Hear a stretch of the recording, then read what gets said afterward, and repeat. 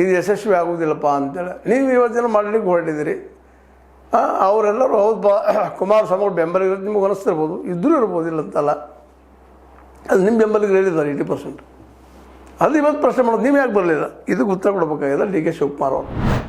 D K Shivakumar ಅವರು ಬೆಳದಿ ಟೌನ್ಶಿಪ್ಪನ್ನು ತೆಗೆದುಕೊಂಡ ಮೈ ಮೇಲೆ ಸಮಸ್ಯೆ ಎಳ್ಕೊಂಡ್ರ ಇವರು ಅಂಥೇಳಿ ಇವತ್ತು ಅವ್ರ ಬೆಂಬಲಿಗರೇ ಇವತ್ತು ಮಾತಾಡ್ತಾ ಇದ್ದಾರೆ.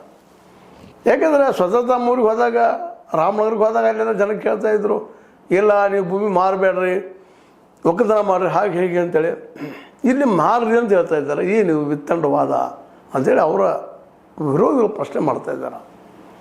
ಎಲ್ಲ ನೆಲೆಗಟ್ಟಿನಲ್ಲೇ ಡಿ ಕೆ ಶಿ ಅವ್ರ ಸಲುವಾಗಿ ಕಾದು ಕುಳಿತ ಎಚ್ ಡಿ ಕುಮಾರಸ್ವಾಮಿಗಳು ಇವತ್ತು ಪ್ರಶ್ನೆ ಮಾಡ್ತಾಯಿದ್ದಾರೆ, ಯಾಕೆ ಬರಲಿಲ್ಲ ನೀವು ಅಂತೇಳಿ.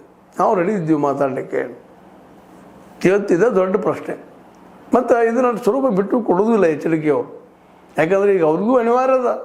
2020 ಚುನಾವಣೆ ಬಹಳ ಮುಖ್ಯ ಅದ. ಅದರಲ್ಲೂ ತಮ್ಮ ಭಾಗದಲ್ಲೇ ಮ್ಯಾಕ್ಸಿಮಮ್ ಆಕ್ಷನ್ ಬರಬೇಕು ಅನ್ನೋದಿಲ್ಲ. ಅಂದಾಗ ಮಾತ್ರ BJP ಮೇಲೆ ಹಿಡಿತ ಸಾಧ್ಯ ಅದ. ತಮ್ಮ ಭಾಗದಲ್ಲೇ ಇವರು ಆರೈಕೆ ಆಗಿ ಬರಲಿಲ್ಲಪ್ಪ ಅಂದ್ರೆ ಕುಮಾರಸ್ವಾಮಿಗಳನ್ನ ಬದಿಗೆ ಸರಿಸ್ತಾರೆ BJP ಅವರು. ಎರಡು ಮಾತೇ ಇಲ್ಲ. ಯಾಕಂದ್ರೆ ಅವ್ರ ಸ್ವಭಾವ ಗೊತ್ತದ BJP. ಯಾಕೆ ಇನ್ನೊಂದು ಪಾರ್ಟಿ ಬೆಳೆಸ್ತಾರೆ ಅವರು? ತಮ್ಮ ಪಾರ್ಟಿನ ಬೆಳೆಸೋದ್ರೆ ನಾವು ಹೇಳಿದಂಗೆ ಕೇಳುವಂಥ ಪಾರ್ಟಿ ಒಂದು ಮುಖಂಡರನ್ನು ಬೆಳೆಸ್ತಾರೆ ವಿನ JDS ಬೆಳೆಸೋದಿಲ್ಲ ಅನ್ನೋದು ಈಗಾಗಲೇ ಕನ್ಫರ್ಮ್ ಆಗೋದಂತ ಬಂದಂಥದ್ದು. ಆ ನೆಲೆಗಟ್ಟಿನಲ್ಲೇ ಇವತ್ತು ಎಚ್ ಡಿ ಕೆ ಅವರು ತಾವು ಮುಂದೆ ಹೋಗಿದ್ದಾರೆ. ಇಲ್ಲಿ ಯಾವುದೇ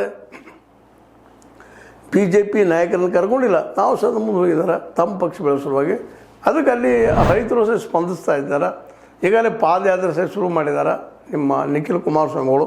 ಈ ಎಲ್ಲ ನೆಲೆಗಟ್ಟಿನಲ್ಲೇ ಇದು ಬಿಡದಿಯನ್ನು ಕೆಣಕಿ ನಮ್ಮ ಡಿ ಕೆ ಶಿ ಅವರು ತಾಳ್ತಾ ಇಲ್ಲೇ.